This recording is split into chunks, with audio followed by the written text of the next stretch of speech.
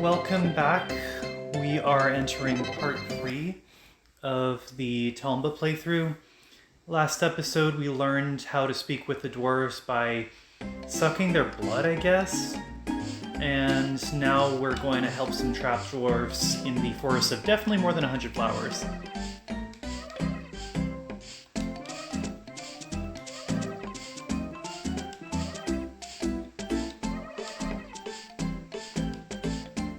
Huh, strange that didn't trigger an event.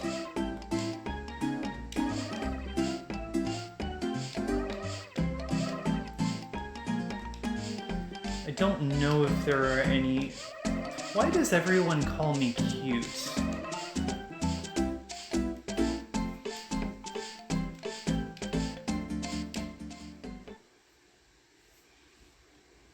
I guess pink hair is very, it's different, it's a contrast, maybe that's what they're reacting to. Pink and green is a very nice contrast. So I have no idea what this braille looking thing is, and I don't think that I ever really found out. If anyone knows, please feel free to leave a comment or a message. These ice cream cone looking, or ice cream scoop looking things are now covering the cacti, and there could be hidden stuff inside. Just have to be very careful on how to approach them, because they don't damage me, but the cacti still do, and so do the pigs. So yeah, I just have to find all these pigs trapped, these dwarves trapped in the forest. I believe there might be new stuff also. Ow. Just reminds me of medieval torture devices, how Tomba would just fall butt first into one of these. The actual results would be horrendous.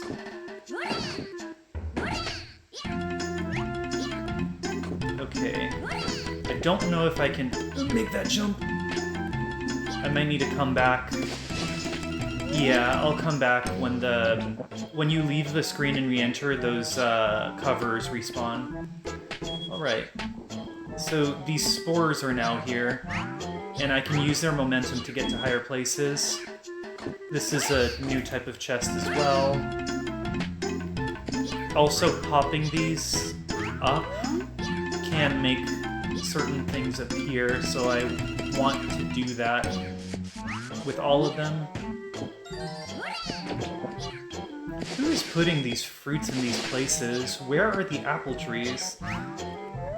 You'd think that these spores would be covering... Oh, I hate these pigs. I hate these pigs so much. I've died so much on this section. Ow. I especially hate it when the screen freezes you in the mid-momentum, because it's hard sometimes to tell how the trajectory is going to continue. Okay. So, unintuitively, if I jump into this fire, it actually triggers something. I don't know if those points under the text are applied to my AP total. I have to... Oops. Oh, God. Ugh. I do not want to die. I mean, if I get close, I will just use that bell to spawn near the old man. Yep, it's time. So, as you can see, this part can be tricky. It catches me off guard to this day, and I've played this game like maybe 6 times to 100% completion. Well, not 100%. There are certain events that are missable. It's a naughty little trick. I'm glad that games nowadays are a little bit more wary of that. No mention of the bell. Oh, I think I have enough AP for that box. Maybe he just forgot. I don't know. Also, keeping in mind, every time I use that bell, Tomba painfully pulls that out of his stomach. What a lame reward. Imagine if you're playing Pokemon and you achieve some kind of milestone, like, I beat the 8th gym leader, and you're rewarded with a potion. Well, I'm sure that the rewards will scale. But yeah, I don't have enough for the second AP box, but I'll come back as soon as I do. Alright, our health is replenished, and we can continue traversing this forest of misnomer.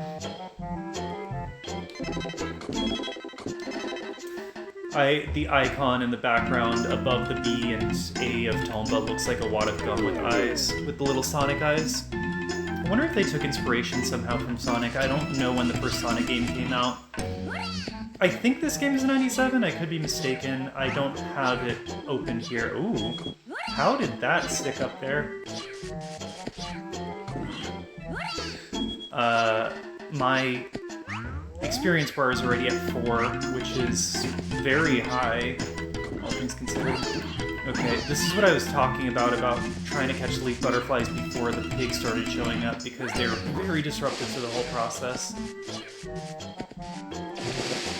And it's not just that, but they're going to be, if I get hit by them, I will potentially lose the opportunity to find a leaf butterfly. I think there's a set amount of them, and none of them disappear. Like, let's say you have an X amount of potential captures, that amount is not going to be X minus 1 just because one of them flew off the screen. It's just going to cycle back. I guess it goes so far into the sky that it comes back through the universe back into the pile of leaves somehow. There is a hole at the bottom of the planet that these leaf butterflies are respawning. Oh gosh, this one's a little too high for me to... Oh, that was a really weird motion. I'm going to look into it when I'm rewatching this playthrough to make sure that nothing like weird happened. Okay, let's see how many we have. I don't want this to be all of the episode, so I will continue to traverse this very perilous section. Wonder what would happen if you trigger that event with the fire and died from the damage. I don't think it damages you the first time. Okay, so this section is open now, and we get to see some of the more terrifying enemies, so I'm excited for that. At the wobbly wharf.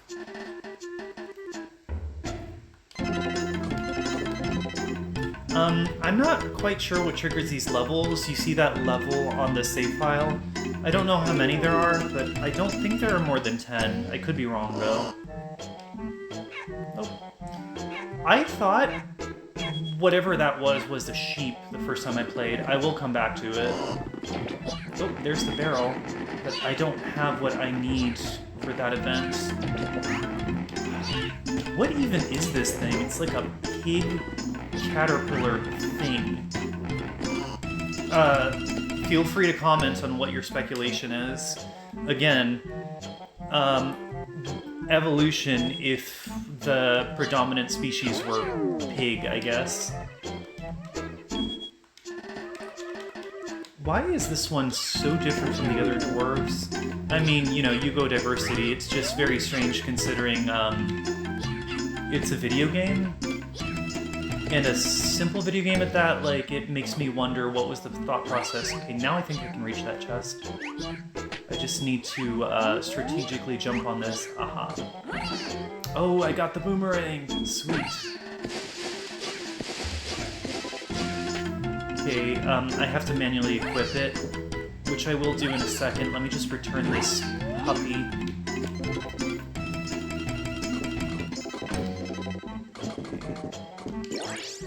The boomerang is, in my opinion, an upgrade to the blackjack. The blackjack just smacks things. The boomerang actually pulls items towards you. I don't know if you can pull the fruits toward you, but I know that those crystals that give you points, they can be pulled towards you, I think.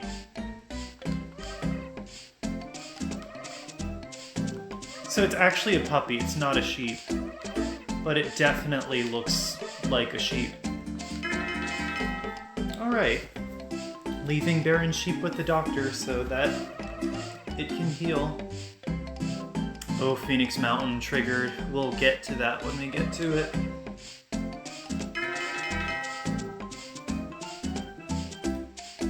My death toll for this game is highest probably in this spore section of the Forest of 100 Flowers, as well as certain sections of the game that follow it right after. And then after that section, the Phoenix Mountain, which I don't feel bad in revealing because the doctor just revealed it. I'm not going to get into why until we actually get there, because I really want us to experience this together. I don't want to spoil it for people who are potentially seeing this for the first time. Speaking of spoilers, I'm going to do 100%, and I know what happens where, so if you're not looking for something like that, then, you know, maybe this playthrough isn't for you, but if you're just wanting to experience the game without playing it yourself, then this is definitely the place to do it. I always love me some fruit.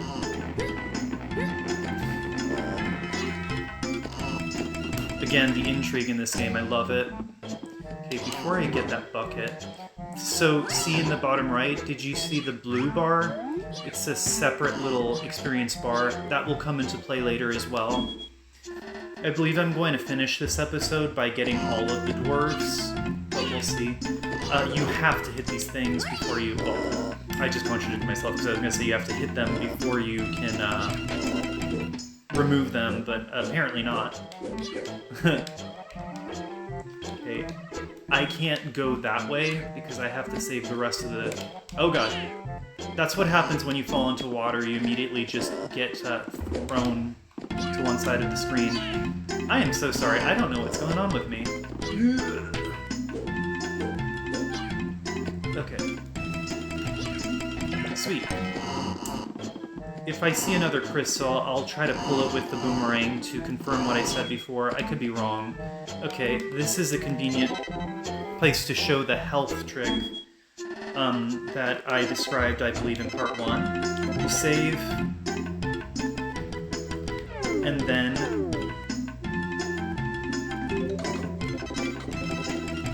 you load after, and if I'm not mistaken, that will replenish your health. It's a good trick for people who don't want to burn through their lives but are in a tricky section like this one. If you can tolerate the load screen.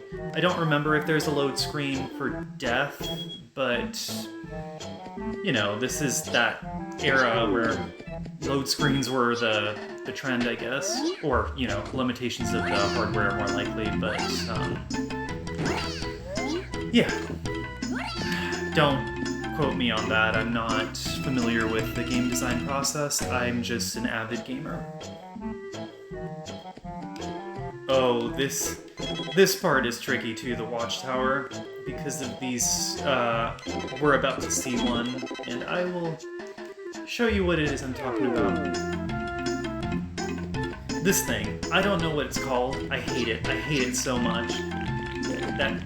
That nasty crab spider noise. It's like it's almost like a crab arachnid UFO, and I don't like it. You can't really see underneath it, but I just imagine it being like a million teeth and like a tongue that's too long. So I'm doing this preemptively. There's a place where you can use this bucket to fill it up, and do you remember that fire from earlier? We're going to find out what's... Oh god! Again, I hate these things so much. They're so creepy, and they sneak up on you. Just being abducted by local wildlife. Okay. This place, there's a lot to explore. Pump rock, pumping the pump rock, making the juices flow, and getting the fruit. Thank you. Ooh, purple pants. You can call me Prince.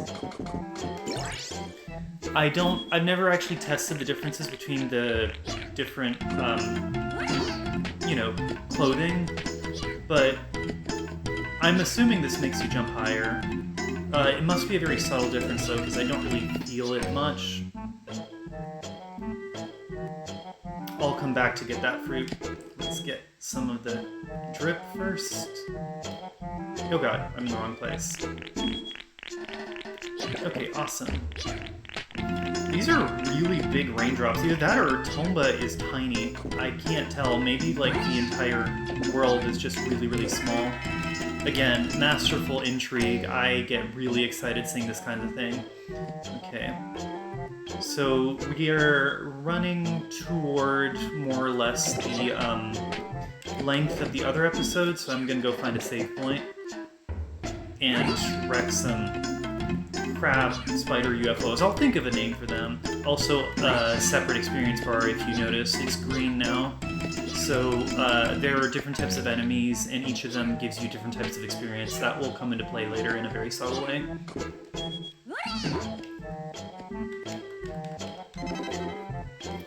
Alright, I didn't manage to get all of the doors this episode, but that is my next goal. So I will see you guys next time.